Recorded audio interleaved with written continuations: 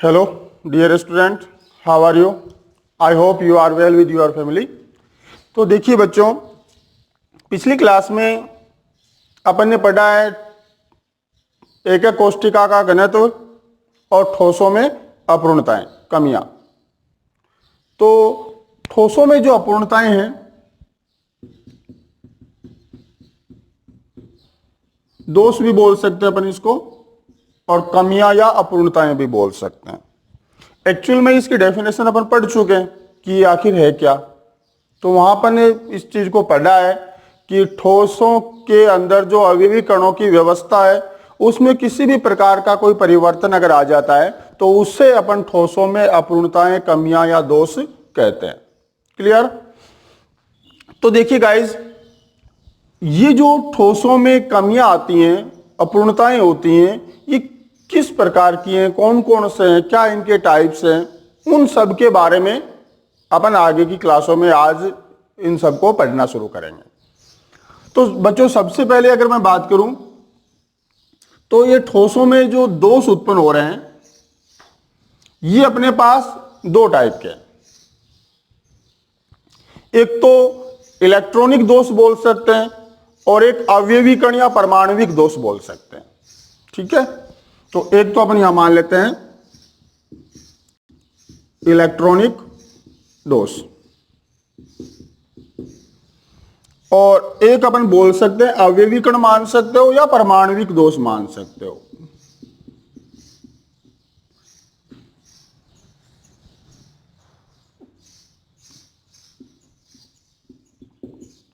परमाणविक दोष का मतलब ये हुआ कि जो अवयवी कण है, मतलब वो आयन है तो आयन का बनेगा, समझ गए ना बात को।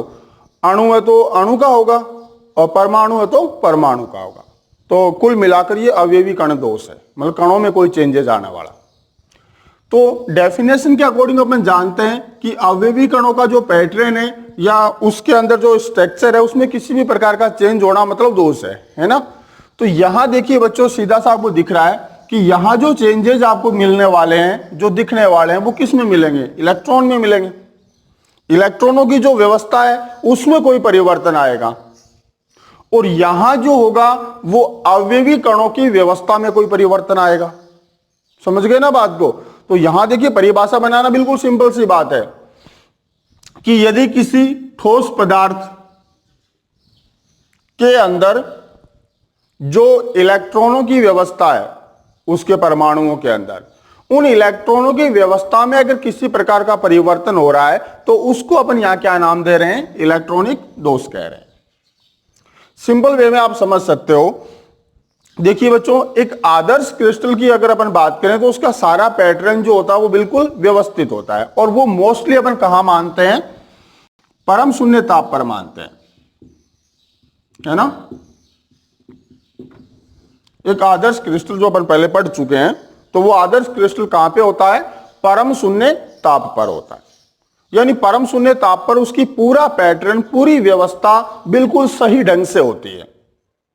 लेकिन जैसे ही उस पदार्थ को अपन परम शून्य ताप से किसी अन्य ताप पर लेकर जाते हैं, क्योंकि परम शून्य ताप पर उसे हमेशा रखना पॉसिबल नहीं है, तो जैसे उसे किसी अन्य टेम्परेचर पर लेके जाते हैं तो उस समय क्या होता है कि उसका जो पैटर्न है, उसकी जो व्यवस्था है, उसमें से जो इलेक्ट्रॉन जो मूल स्थान पर है वो टेम्परेचर को ग्रहण करके अपने मूल स्थान से किसी अन्य स्थान पर चले जाते हैं, जिसे अपन बोल सकते हैं कि निम्न ऊर्जा स्तर से अधिक ऊर्जा स्तर में चले जाते हैं, जिस वजह से वहां पर कुछ त्रुटियां उत्पन्न हो जाती हैं, और उन्हीं त्रुटियों के अंदर अपन उसी दोष को क्या नाम देते हैं? इलेक्ट्रॉनिक दोष देते हैं, जिसकी वजह से अपन आगे पढ़ेंगे इसको विस्तार से। एन प्रकार के जालक, अर्धचालक, पी प्रकार के अर्धचालक, इस टाइप के कुछ चालक वगैरह बनते हैं। तो वो चीजें अपन बाद में बात करेंगे। यहां सिर्फ आप ये समझ लो कि ये इलेक्ट्रॉनिक दोष एक्चुअल में है क्या और क्यों उत्पन्न हो रहा है। तो ये चीजें आपकी समझ में आ गई होंगी शायद, कि पदार्थ जब देखिए इस टेम्परेचर पर है तो वो पूरी तरह व्यवस्थित है। क्लियर? जैसे इस टेम्परेचर से किसी अन्य टेम्परेचर पर आप उसे लेके जाओगे तो क्या हो रहा है कि इलेक्ट्रॉन जो है वो अपनी निम्न ऊर्जा स्तर से कहां जा रहा है, अधिक ऊर्जा स्तर में।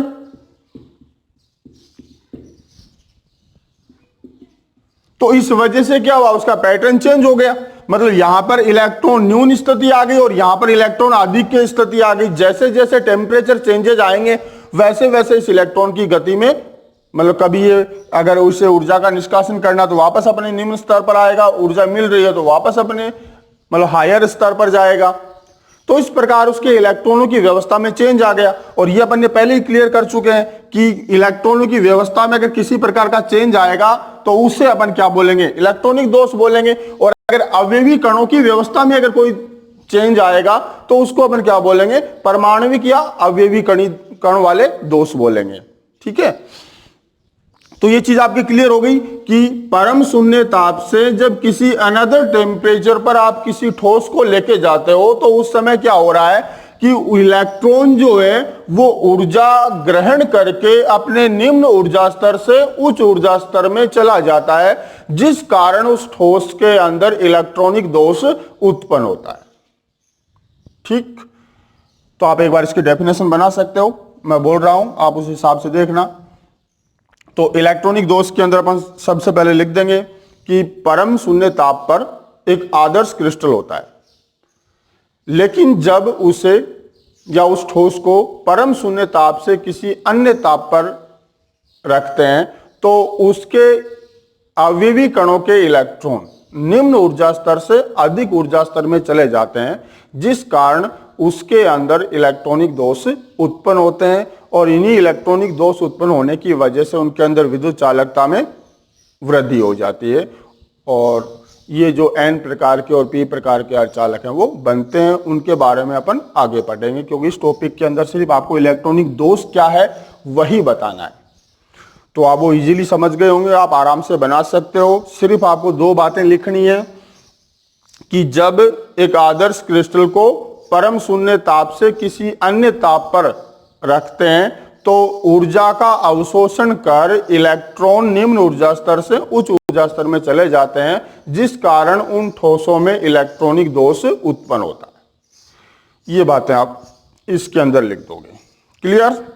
तो चलो बच्चों, अब हम पढ़ते हैं इलेक्ट्रॉनिक दोष के बाद अवयवी कण या परमाणविक दोष।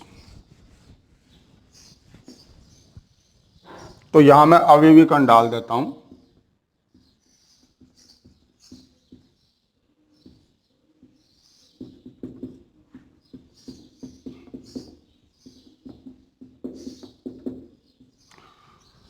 तो ये चीज तो आप समझ गए होंगे कि इस दोष के अंदर क्या करने वाले हैं अपन, क्या होने वाला है कि अवयवी कण होगा, उसकी व्यवस्था चेंज होगी। जैसे इलेक्ट्रॉनिक दोष के अंदर इलेक्ट्रॉनों की व्यवस्था बदल रही थी, वैसे ही यहां पे अवयवी कण, चाहे वो परमाणु हो, अणु हो या आयन हो, उसकी व्यवस्था में कोई चेंज दिखने वाला है। तो देखिए बच्चों, एक बार आप थोड़ा यहां से ध्यान से देखना। अगर मैं यहां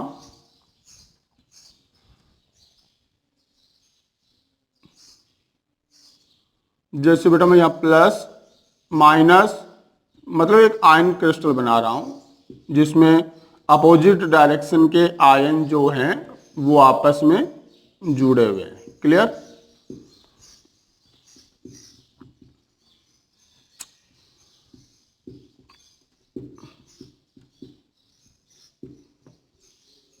अगर मेरा पूरा पैटर्न इस टाइप से काम करता है तो आप ये समझ गए होंगे कि ये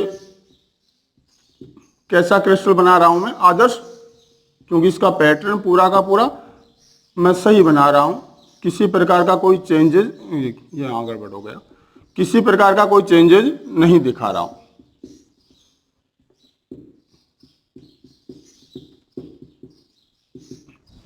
तो यहां देखिए पूरा पैटर्न जो वो व्यवस्थित है, तो इसका मतलब ये इससे अपन एक आदर्श क्रिस्टल मान सकते हैं। यहां कोई चेंजेज नहीं दिख रहा अपने को।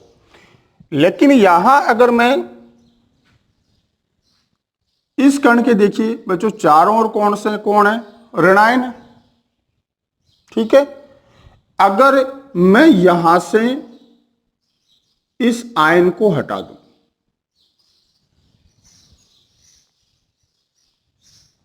इसके साथ मैं किसी एक ऋणायन को भी हटा दूं यहां से, तो यहां देखिए क्या हुआ है, ये दो होल्स अपने पास आ गए हैं। इन दोषों को अपन अलग अलग टाइप से पढ़ेंगे आगे, लेकिन यहां थोड़ा सा एक बार आप समझ लीजिए इन चीजों को। तो यहां क्या हुआ है कि इसका पैटर्न मैंने चेंज कर दिया, किया ना, कि यहां से मैंने एक धनायन हटा दिया और यहां से एक ऋणायन हटा दिया। मतलब फर्स्ट टाइम क्या था, इन ऋणायनों के बीच में एक धनायन था, अब क्या है, इन ऋणायनों के बीच में एक होल या एक रिक्ति है। सिमिलर इस धनायन के बाद क्या था, यहां एक ऋणायन था और अब क्या है, एक रिक्ति है, होल है। तो इसका मतलब इसका जो पैटर्न था यहां से मैंने थोड़ा सा चेंज कर दिया, बदल दिया। या अगर मैं यहां देखिए एक चीज और कर रहा हूं, यहां से मैं सबको हटा देता हूं यहां से, या मैं सभी की व्यवस्था एक जैसी कर दूं, पूरा संपूर्ण पूरी लाइन में चेंज कर दूं, तो यहां भी जो व्यवस्था है वो खराब कर दी है मैंने, यहां भी खराब कर दी और यहां भी खराब कर दी, दो जगह। तो इसका मतलब दोष तो बन गया है भाई। यही तो अपन बात कर रहे थे कि अवयवी कणों की या परमाणुओं की जो भी व्यवस्था है वास्तव में जो है, उसके अंदर अगर आपने कोई भी चेंज कर दिया, उसकी वास्तविक व्यवस्था में अगर आपने बदलाव कर दिया है, तो इसका मतलब उसमें दोष उत्पन्न हो गया। तो दोष तो अपन ने यहां उत्पन्न कर दिया है, लेकिन यहां मैंने दोष उत्पन्न करने के लिए दो तरीके अपनाए हैं। एक तरीके में मैंने क्या किया है, एक कण के अंदर चेंज दिखाया है, और एक जगह मैंने क्या किया है, पूरी की पूरी पंक्ति या पूरी की पूरी लाइन जो है इसमें परिवर्तन किया है। तो इस हिसाब से देखिए बच्चों, ये परमाणुविक या अवयवी कण वाले जो दोष हैं, ये अपने पास दो टाइप के बनते हैं। एक बनता है इसमें बिंदु दोष, और एक बनता है रेखीय दोष या पंक्ति दोष भी बोल सकते हो इसे, पंक्ति या रेखीय दोष। ये देखिए बच्चों, ये दोष अपने सिलेबस में नहीं है। अपने सिलेबस में केवल कौन सा दोष पढ़ेंगे अपन, बिंदु दोष पढ़ेंगे। इसकी एक डेफिनेशन बना के छोड़ देंगे केवल। तो डेफिनेशन तो आप बना सकते हो इजीली।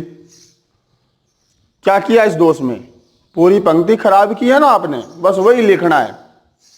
क्या लिख देंगे कि जब ठोस पदार्थ में उपस्थित अवयवी कणों की, गौर करना, जब ठोस पदार्थ में उपस्थित अवयवी कणों की संपूर्ण पंक्ति में, पूरी लाइन खराब की है ना अपन ने, संपूर्ण पंक्ति में विकृति उत्पन्न होती है, तो उसे ठोसों में रेखीय या पंक्ति दोष कहते हैं। वापस बोलूं तो एक बार और रिपीट कर लेना इसे। जब ठोस पदार्थ में उपस्थित अवयवी कणों की संपूर्ण पंक्ति में विकृति उत्पन्न होती है, तो इसे ठोसों में रेखीय या पंक्ति दोष कहते हैं। क्लियर। अब देखिए बेटा, बिंदु दोष के अंदर अपन ने क्या किया है, इस कण को यहां से छड़ा है, इधर इस कण को हटाया, मतलब पूरी लाइन में चेंज नहीं कर रहे हैं अपन क्या कर रहे हैं, सिर्फ एक कण को या उसके चारों ओर की व्यवस्था को खराब कर रहे हैं। तो चारों ओर की, एक कण की व्यवस्था तो आपको दिख रही है, यहां से मैंने हटा दिया, तो मैंने क्या किया, एक कण को हटा दिया। लेकिन मैंने इस कण के जो चारों ओर की व्यवस्था थी, इसके चारों ओर कौन थे, पॉजिटिव थे, तो मैंने क्या कर दिया, यहां से हटा दिया एक। तो मतलब यहां से मैंने इस कण को हटा दिया और उसके साथ मैंने क्या कर दिया, इस कण के चारों ओर की व्यवस्था खराब कर दी, है ना। तो ऐसा अगर अपन कर देते हैं तो उसे अपन क्या बोलते हैं, बिंदु दोष बोलते हैं। क्लियर।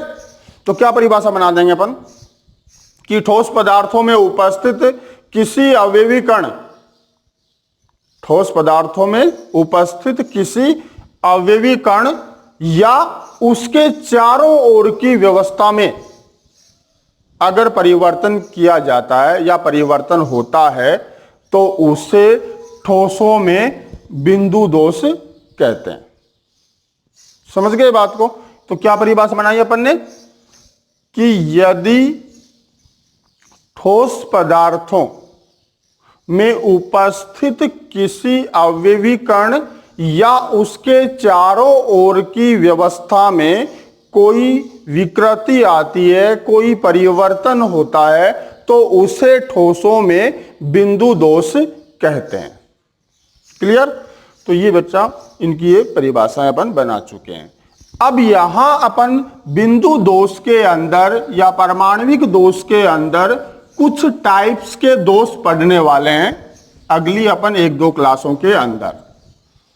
तो ये काफी अच्छा टॉपिक है, थोड़ा आप विशेष ध्यान दीजिए इस पे। तो बच्चों बिंदु दोष जो है इसके कई टाइप अपन बनाते हैं, कई बेसेस यूज करते हैं। तो अनआयनिक जो कंपाउंड्स हैं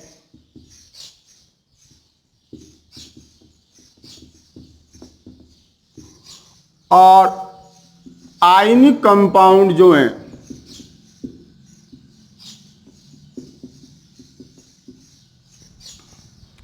तो बच्चों अनायनिक यौगिकों के अंदर ये जो बिंदु दोष आते हैं ये 2 टाइप के आते हैं। ठीक है, 2 टाइप की अगर मैं बात करूं तो इसके अंदर एक तो अपने पास आ जाता है रिक्तिका दोष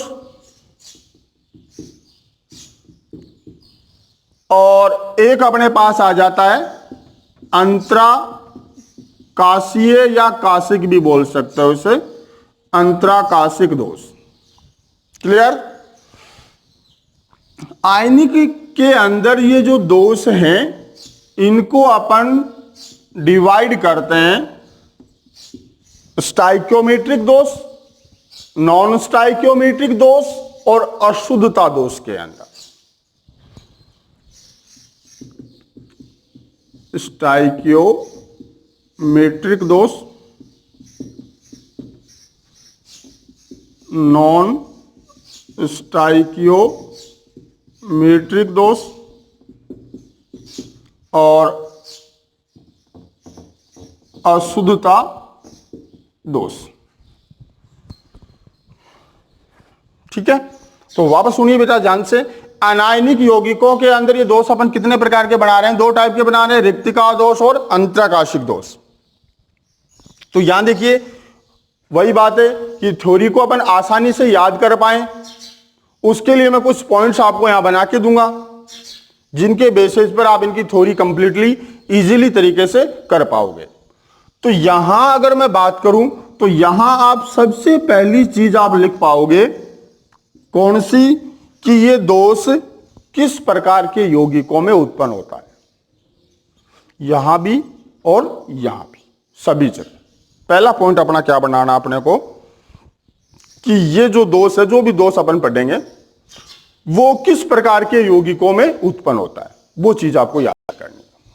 तो यहां तो देखिए बिल्कुल मैं पहले ये 2 चीजें बता देता हूं आपको, बिल्कुल आसान रहेंगे ये। तो पहली लाइन तो अपनी क्लियर हो चुकी है कि ये दोष किस प्रकार के यौगिकों में उत्पन्न होता है। तो सिंपल सी बात है बच्चों, ये कौन से यौगिकों में आ रहा है? अनायनिक यौगिकों में। तो अपनी पहली लाइन क्या बन जाएगी? यह दोष अनायनिक यौगिकों में उत्पन्न होता है। यह दोष अनायनिक यौगिकों में उत्पन्न होता है। क्लियर? दूसरी चीज अपने को बतानी है सभी के अंदर कि एक्चुअल में इस दोष के अंदर होता क्या है। भाई पहला तो अपन ने बता दिया भाई अनायनिक में हो रहा है, लेकिन हुआ क्या वो चीज भी अपने को बतानी है। तो दूसरी चीज अपन लिखेंगे यहां कि इन दोषों में वास्तव में आखिर होता क्या है। तो यहां देखिए बच्चों, रिक्तिका दोष मोस्टली क्या है, ऊष्मीय दोष भी कहलाता है, तापीय दोष भी कहते हैं इसे। यानी जब किसी ठोस को आप गर्म करते हो, ठीक है, ये मैं से इसका अवयवीकरण दिखा रहा हूं। ठीक है बच्चों, ये मैं क्या दिखा रहा हूं, इनके अवयवीकरण। इनका एक ये पैटर्न या सीक्वेंस है मेरे पास। अगर ये इसी सीक्वेंस में, इसी पैटर्न में, तो ये सही है, वास्तविक आदर्श है, किसी प्रकार का दोष नहीं है इनमें। लेकिन एक्चुअल में क्या होता है कि जब इस ठोस को गर्म किया जाता है, टेम्परेचर बढ़ता है, तो उस समय यहां से कुछ इसके अवयवी कण जो हैं वो जालक से बाहर निकल जाते हैं। जैसे ही जालक से बाहर निकलेंगे तो उनके वास्तविक स्थान पर क्या बन जाती हैं? रिक्तियां बन जाती हैं। और सिमिलर यहां क्या करना अपने को कि जब ठोस का क्रिस्टलीकरण किया जाता है तो उस समय एक्स्ट्रा अवयवी कण, ये जो देखो यहां क्या होता है बच्चों कि ये जो मैं यहां इसका जो पूरा पदार्थ लेके गिर रहा हूं, तो उस पूरे पदार्थ को अपन ब्रह्मांड मान सकते हैं, जैसे अपना ब्रह्मांड है वैसे। तो वहां पर जो पिंड होते हैं उन पिंडों की कल्पना अपन इन कणों से कर सकते हैं। और जो खाली भाग होता है जिसे अपन क्या बोलते हैं? अंतरिक्ष बोलते हैं। मतलब ब्रह्मांड में पिंडों के अलावा शेष रिक्त भाग क्या कहलाता है? अंतरिक्ष कहलाता है। वैसे ही एक ठोस पदार्थ के अंदर या किसी जालक के अंदर अवयवी कणों के अलावा जो खाली भाग बचता है, उस खाली भाग को बच्चों अपन क्या बोलते हैं? अंतराकाशीय स्थल बोलते हैं। मतलब उसी अंतरिक्ष से लिया गया है, ठीक है ना ये सब। तो क्या बोल रहे हैं अपन इसे? अंतराकाशीय स्थल। तो बच्चों यहां क्या हुआ है कि क्रिस्टलन के समय एक्स्ट्रा अवयवी कण जो है वो कहां पे आ गए? अंतराकाशीय स्थलों में आ गए। तो ये मेरे ख्याल से आपके समझ में आ गया कि इन दोषों में क्या हो रहा है ना भाई। इस दोष में क्या हुआ है कि ताप वृद्धि के साथ जालक से कुछ अवयवी कण बाहर निकल जाते हैं, जिसके कारण उनके स्थान पर रिक्तियां बन जाती हैं, और इसे ठोसों में रिक्ति का दोष कहते हैं। यहां क्या हुआ है कि क्रिस्टलन के समय एक्स्ट्रा अवयवी कण कहां पे आ गए? अंतराकाशीय स्थलों में आ गए। तो ये दूसरा पॉइंट आपको बताना सभी के अंदर, क्योंकि वो तीनों मैं आपको बाद में बताऊंगा उनके बारे में। पहले आप इन चीजों को समझ लो, लेकिन पॉइंट सारे सेम ही रहेंगे अपने। एक बार आपने याद कर लिया कि किस पॉइंट में आपको क्या लिखना है, तो आप इजीली उनको लिख पाओगे। तो ये दोष किन यौगिकों में उत्पन्न हुआ वो क्लियर हो गया। इस दोष में क्या होता है वो क्लियर हो गया। क्या होता है बच्चों? यहां अवयवी कण बाहर निकलते हैं, यहां एक्स्ट्रा अवयवी कण आ जाते हैं। तीसरी चीज अपन यहां लिखने वाले हैं घनत्व। मतलब ठोस के घनत्व पर क्या प्रभाव पड़ता है। घनत्व अपन जानते हैं सभी, D = W/V, द्रव्यमान बटे आयतन। तो देखिए बच्चों यहां किसी भी दोष के अंदर वॉल्यूम जो है वो चेंज नहीं हो रहा है, पदार्थ का आयतन उतना ही है। यहां एक्चुअल में क्या हुआ? उसी आयतन में से कण बाहर निकल गए, मतलब द्रव्यमान इसका क्या हो गया? कम हो गया। वॉल्यूम तो अब दोनों में सेम ही है, तो इसमें तो कोई चेंज हो ही नहीं रहा है। अब द्रव्यमान कम होगा तो सिंपल सी बात है, डेंसिटी कम हो जाएगी, घनत्व कम हो जाएगा। यहां भी बच्चों क्या हुआ है? वॉल्यूम इसका वही है, लेकिन एक्स्ट्रा कण आ गए। एक्स्ट्रा कण आए इसका मतलब द्रव्यमान बढ़ गया है। द्रव्यमान बढ़ेगा तो घनत्व बढ़ जाएगा। तो इसका मतलब तीसरे पॉइंट में आपको जिक्र करना है कि घनत्व पर क्या प्रभाव पड़ा। तो आप यहां इजीली बता दोगे कि इस दोष में पदार्थ का घनत्व कम होता है और इस दोष में पदार्थ का घनत्व बढ़ता है। ठीक है, तो यहां आपके ये 3 पॉइंट आप यहां डिक्लेयर करोगे। वहां पे इन दोषों के अंदर अपन क्या करेंगे, एक एग्जाम्पल का पॉइंट अपन और बताते हैं। ठीक है, तो अब देख लीजिए, एक बार मैं इसको रिपीट कर देता हूं, आप समझ लीजिए ध्यान से। जैसे आपको रिक्ति का दोष बताना है तो क्या लिखेंगे सबसे पहले? वही ना जो मैं सोच रहा हूं। हाँ, तो सबसे पहले क्या लिखेंगे? यह दोष अनआयनिक यौगिकों में पाया जाता है। सेम लाइन होगी दोनों जगह, ठीक है ना। अनआयनिक यौगिकों में पाया जाता है। इस दोष में अब अपने को यह जिक्र करना है कि हो क्या रहा है ना। तो इस दोष में ठोस पदार्थ में ताप वृद्धि के साथ, तापीय दोष भी कहते हैं ना इसको, ऊष्मीय दोष भी कहते हैं, ताप वृद्धि के साथ अवयवी कण जालक से बाहर निकल जाते हैं, बाहर निकले। तो इस दोष में ताप वृद्धि के साथ ठोस के अवयवी कण जालक से बाहर निकल जाते हैं, जिस कारण उनके स्थान पर रिक्तियां बनती हैं और ठोस में रिक्ति का दोष उत्पन्न होता है। अब लास्ट पॉइंट अपन बता देंगे, इस दोष में पदार्थ का घनत्व कम हो जाता है। ठीक है, फिर आप एक इसका ऐसा संरचना या इसका डायग्राम बना के दिखा सकते हो। सिमिलर देखिए बच्चों, यहां अपन क्या लिख देंगे,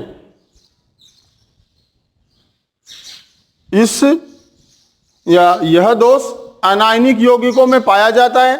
इस दोष में पदार्थ के क्रिस्टलन के समय अतिरिक्त अवयवी कण अंतराकाशीय स्थलों में स्थान ग्रहण कर लेते हैं, जिस कारण पदार्थ के घनत्व में वृद्धि होती है। और इसके बाद इसकी ये संरचना दिखा देंगे। तो मेरे ख्याल से दोनों आपके अच्छे से समझ में आ गए होंगे। छोटे छोटे 3 पॉइंट आप यहां इसमें बता दोगे और एक ही चौथे पॉइंट में आप इसका संरचना वगैरह बना के दिखा दोगे। फिर भी बच्चों अगर किसी प्रकार की कोई दिक्कत या समस्या रहती है तो आप जरूर उससे मेरे से उसके बारे में पूछ लेना। अभी मैं अपन बात करते हैं आयनिक के अंदर।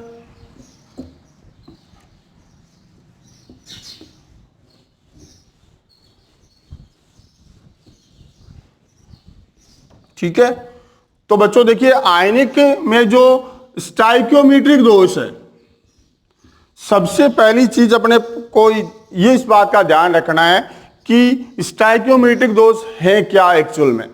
स्टाइकियोमेट्रिक का मतलब हुआ कि स्टाइकियोमेट्रिक गुणांक तो समझते हो ना आप, किसी भी रिएक्शन के अंदर, जैसे मैंने यहां लिख दूं मैं N2 3H2 इक्वल 2NH3, तो इस रिएक्शन के अंदर इसका स्टाइकियोमेट्रिक गुणांक कितना है 1, इसका कितना है 3, इसका कितना है 2। तो मतलब ये स्टाइकियोमेट्रिक गुणांक जो है ना, ये क्या मोलों की संख्या बताते हैं। तो आप स्टाइकियोमेट्रिक गुणांक से भी इसका रिलेशन ले सकते हो या मूलानुपाती सूत्र से भी ले सकते हो, क्योंकि मूलानुपाती सूत्र क्या है, या पढ़ चुके हो 11th क्लास के अंदर अच्छे से, मोलों का अनुपात। मूलानुपाती सूत्र मतलब एक यौगिक में उपस्थित जो अवयवी कण है उनके मोलों के अनुपात को अपन क्या कहते हैं, उसका मूलानुपाती सूत्र कहते हैं। तो यदि कोई यौगिक है, कोई पदार्थ है, उसके अवयवी कण अपने मूलानुपाती सूत्र के अनुरूप होते हैं, कोई चेंजेस नहीं दिख रहा है, तो उस दोष को बेटा अपन क्या बोलते हैं, स्टाइकियोमेट्रिक दोष बोलते हैं। और जहां पे अवयवी कण अपने मूलानुपाती सूत्र के अनुरूप नहीं है, उनको अपन क्या बोलते हैं, नॉन स्टाइकियोमेट्रिक दोष बोलते हैं। अब देखो ये अनुरूप या अनुरूप नहीं होने वाला झंझट क्या, वो भी मैं एक बार आपको थोड़ा सा बता देता हूं यहां। जैसे फॉर एग्जांपल मैं ये बात करूं कि मैंने यहां 1 मोल N2 लिया, 3 मोल H2 लिया, 2 मोल NH3 बनाया, है ना। तो एक्चुअल में यहां ये जरूरी नहीं है बच्चों की, जरूरी क्या है, मतलब मोस्टली ऐसा ही होता है कि यहां इस रिएक्शन के अंदर ये सारे अभिकारक उत्पाद में कन्वर्ट नहीं हो सकते, सारे अभिकारक उत्पाद में परिवर्तित नहीं हो सकते सामान्यतः। तो इसका मतलब यह होगा कि यहां इनकी जो मात्रा है, वो यहां की जो मात्रा है स्टार्ट में जो ली गई है उससे कुछ मात्रा में ये बन चुके हैं, सारे नहीं आए। तो यहां इनकी मात्रा मतलब 2 मोल से कम भी हो सकती है, ठीक है ना। कितनी कम हो सकती है वो इसके अनुपात पर डिपेंड करेगा, लेकिन वो जो अनुपात है इसे लिख सकते हैं अपन इसी रूप में हमेशा। नहीं समझ में आई बात है? देखिए आप इसे इस तरह समझ सकते हैं कि अगर मेरे पास 10 कण Na और Cl के, मतलब 10-10 हैं दोनों के, ठीक है ना। मैंने दोनों को जोड़ के बना दिया NaCl। यहां मैं मोलों की बात नहीं कर रहा हूं, सिर्फ कणों से समझा रहा हूं मैं आपको। तो इसके टोटल मेरे पास कितने कण बनेंगे? 10 बनेंगे। अब अगर मैं यहां से 10 की बजाय एक एक कण यहां से कम कर दूं तो मेरे पास क्या बनेगा? जो NaCl के कण बनेंगे वो कितने बनेंगे? 9 बनेंगे, है ना। तो कहने का मतलब ये हुआ कि इनका अनुपात हमेशा बराबर रह रहा है। मैं किसी एक संख्या से इस सूत्र को गुणा भाग कर सकता हूं। और यदि मेरे पास ऐसा हो कि 10 की बजाय एक क्लोरीन कम हो जाए, यानी 10 तो मेरे पास Na हो और 9 मेरे पास क्लोरीन हो, इनको जोड़ के अगर मैं कोई फॉर्मूला बना रहा हूं तो बेटा उसके सामने मैं न तो 9 लिख पा रहा हूं न 10 लिख पा रहा हूं। जैसे फेरस ऑक्साइड। अब यहां इस अनुपात के अकॉर्डिंग अपने को दिख रहा है कि इसमें आयरन का भी 1 मोल है और ऑक्सीजन का भी 1 मोल है। अगर ये इसी स्थिति में हो तो बेटा ये कौन सा रहेगा? स्टाइक्योमेट्रिक यौगिक रहेगा। लेकिन एक्चुअल में क्या होता है, यहां 0.96 लिखूं और यहां 1.00 लिखूं तो इसका मतलब क्या हुआ कि यहां ऑक्सीजन के कंपेयर में आयरन की मात्रा कम है। तो एक संख्या से तो मैं यहां लिख नहीं सकता क्योंकि दोनों की मात्रा बराबर नहीं है, इसलिए इसकी जो मात्रा होगी वो मैंने लिखी है और इसकी जो मात्रा है वो मैंने लिखी है। तो ऐसे यौगिक जो है जिनमें एक संख्या से अपन उसको गुणा भाग नहीं कर पा रहे हो तो उन यौगिकों को अपन क्या बोल रहे हैं? यहां नॉन स्टाइक्योमेट्रिक यौगिक बोलते हैं। अशुद्धता दोष के अंदर क्या होगा? जो यौगिक का जो मूल कण है उनमें से कोई एक्स्ट्रा कण आ जाएंगे, ठीक है, वो अपन बाद में जिक्र करेंगे। पहले इन चीजों को आप समझ लीजिए। तो आपको ये समझ में आ गया होगा स्टाइक्योमेट्रिक दोष कौन सा और नॉन स्टाइक्योमेट्रिक दोष कौन सा है। तो सबसे पहले आप स्टाइक्योमेट्रिक दोष की परिभाषा बना दोगे। क्या परिभाषा लिख दोगे? कि वे ठोस पदार्थ जिनमें उपस्थित अवयवी कण अपने मूलानुपाती सूत्र के अनुरूप होते हैं स्टाइक्योमेट्रिक यौगिक कहलाते हैं। नॉन स्टाइक्योमेट्रिक यौगिक किसे कहेंगे अपन? कि जिनमें उपस्थित अवयवी कण जो है वो अपने मूलानुपाती सूत्र के अनुरूप नहीं हो तो उनको अपन नॉन स्टाइक्योमेट्रिक यौगिक कहेंगे। और यदि स्टाइक्योमेट्रिक यौगिक के अंदर कोई दोष उत्पन्न हो रहा है तो उसे अपन स्टाइक्योमेट्रिक दोष, और अगर नॉन स्टाइक्योमेट्रिक यौगिक के अंदर कोई दोष उत्पन्न हो रहा है तो उसे अपन नॉन स्टाइक्योमेट्रिक दोष बोल देंगे। क्लियर? तो स्टाइक्योमेट्रिक दोष के अंदर क्या है, अपने पास 2 टाइप के दोष आएंगे। एक आएगा शॉर्टकी दोष और दूसरा अपन बोल सकते हैं फ्रेंकेल दोष। ये 2 टाइप के दोष अपने पास अपन पढ़ेंगे और ये अपन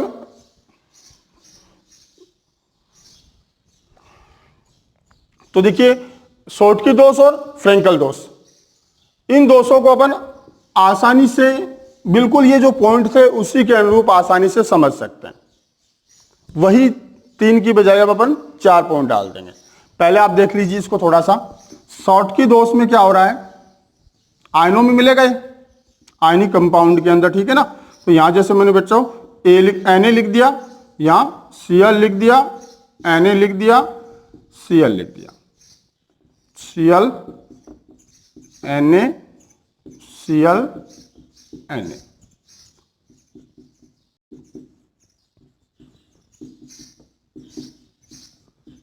ठीक है। तो शॉर्टकी के अंदर क्या हो रहा है कि जैसे आप इसे हीट करोगे तो यहां से जब एक Cl बाहर निकलेगा तो एक Na बाहर निकल जाएगा।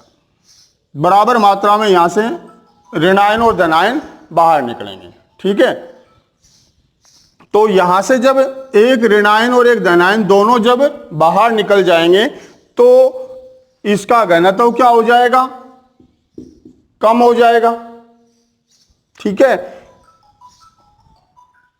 और इसके वास्तविक स्थान पर क्या बन जाएंगे? होल्स बन जाएंगे, रिक्तियां बन जाएंगी।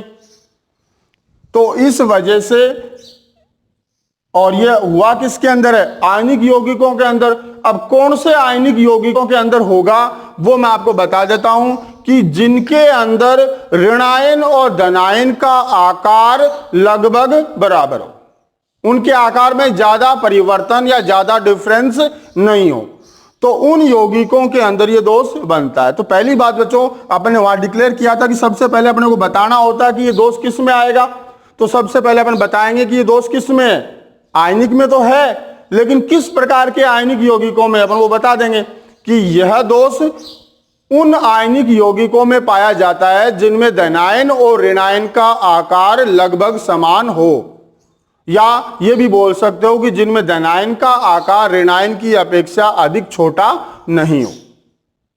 क्योंकि जब ज्यादा छोटा नहीं होगा, दोनों का आकार लगभग बराबर होगा, तो उस समय क्या होगा कि अगर ऋणायन अगर बाहर निकल रहा है तो उसके साथ धनायन भी वहां से बाहर निकल जाएगा, क्योंकि दोनों का आकार लगभग क्या सिमिलर है, तो उस जालक से दोनों बाहर निकल जाएंगे। एक बात ये कंफर्म है, कंडीशन है कि दोनों में अगर एक ऋणायन निकलेगा तो एक ही धनायन भी निकलेगा, दो ऋणायन निकलेंगे तो दो धनायन निकलेंगे, तो दोनों की संख्या बराबर निकलेगी। इस वजह से ये दोष होने के बाद भी यौगिक अपने स्टोइकियोमेट्रिक के अनुरूप रहेगा, उसका स्टोइकियोमेट्रिक चेंज नहीं होगा।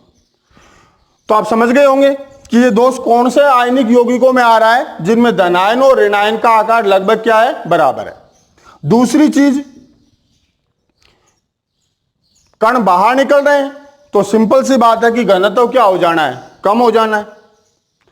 और भाई पहला तो हो गया कौन से आयनिक यौगिकों में, दूसरा पॉइंट हो गया कि इसमें हुआ क्या, बराबर संख्या में ऋणायन धनायन बाहर निकल गए। तीसरा पॉइंट हो गया कि घनत्व कम हो गया। और चौथे पॉइंट में मैंने बताया था कि आप इसके एग्जाम्पल ले लोगे। एग्जाम्पल बनाना बिल्कुल सिंपल है, तो आप कैसे बना लोगे, पहला वर्ग और 17वें वर्ग के कंपाउंड जोड़ दो, तो दोनों का आकार लगभग सेम आ जाएगा। कैसे आ जाएगा सेम, आपने छोटी क्लासों में पढ़ा है कि ऋणायन का आकार सदैव जनक परमाणु से बड़ा होता है, धनायन का आकार सदैव जनक परमाणु से छोटा होता है। एक्चुअल में अगर अपन आवर्त सारणी की बात करें तो उस समय सोडियम का जो आकार है, क्योंकि ये सबसे पहले है ना वर्ग में, अपन जानते हैं कि बाएं से दाएं जाते हैं तो आकार में कमी आती है, तो Cl का आकार छोटा हो जाएगा, Na का आकार बड़ा हो जाएगा। लेकिन जैसे ही ये अपना इलेक्ट्रॉन त्यागेगा और इस इलेक्ट्रॉन को Cl ग्रहण करेगा, तो Cl का आकार जनक से बड़ा यानी पहले की अपेक्षा बड़ा हो जाएगा, और सोडियम का आकार पहले की अपेक्षा छोटा हो जाएगा। तो इसलिए दोनों का आकार लगभग क्या हो जाएगा, सिमिलर हो जाएगा। तो आप क्या कर लोगे, पहला वर्ग और 17वें वर्ग के तत्वों को आपस में जोड़ के उसके जितने भी यौगिक बना सकते हो, जैसे NaCl बना दिया, KCl बना दिया, CsCl बना दिया। एक आपको ये ध्यान रखना है, सिल्वर ब्रोमाइड आप यहां विशेष करके लिखोगे। क्यों लिखोगे उसका रीजन मैं आपको अभी बताऊंगा आगे अगली क्लास में, क्योंकि जब आप फ्रेंकल दोष पढ़ोगे तो उसमें भी ये आएगा। ये एक ऐसा यौगिक है जो दोनों प्रकार के दोष देता है, फ्रेंकल भी देता है और शॉर्टकी भी देता है। तो एक बार मैं सीक्वेंस में बोल देता हूं ये चारों पॉइंट, आप इसकी परिभाषा बना के देखना, इजीली आप बना पाओगे। तो सबसे पहला लाइन अपने पास क्या हो रही है कि यह दोष उन आयनिक यौगिकों में पाया जाता है जिनमें धनायन का आकार संगत ऋणायन की अपेक्षा अधिक छोटा नहीं होता है, मतलब दोनों का लगभग बराबर होता है, तो अधिक छोटा नहीं होता है। इस दोष में, अब सेकंड चल रहा है ना, क्या होगा, इस दोष में समान संख्या में ऋणायन और धनायन जालक से बाहर निकलते हैं, जिसके कारण उनके वास्तविक स्थान पर रिक्तियां बन जाती हैं। अब तीसरा पॉइंट घनत्व बताएंगे क्या होगा, बाहर निकलते हैं जिसके कारण उनके वास्तविक स्थान पर रिक्तियां बन जाती हैं, और इस दोष में पदार्थ का घनत्व कम हो जाता है। ठीक, और चौथे पॉइंट में जैसे करके आप ये एग्जाम्पल बना के लिख दोगे। तो बच्चों एक बार इस पर कोशिश करना, बनाना, अच्छे से लिखना, बिल्कुल सिंपल है, आराम से समझ में आने वाली चीज है। तो आप एक बार इस पर थोड़ी प्रैक्टिस कर लेना। ये फ्रेंकल दोष है, आगे के दोष है, ये मैं आपको अगली क्लास में पढ़ाऊंगा। तो बच्चों धन्यवाद, ध्यान से और अच्छे से पढ़िए इन चीजों को। थैंक्स।